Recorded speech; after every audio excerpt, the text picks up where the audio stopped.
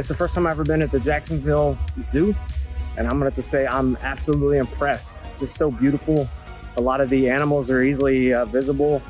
Not all of them. And the lions, of course, are always lazy and hiding.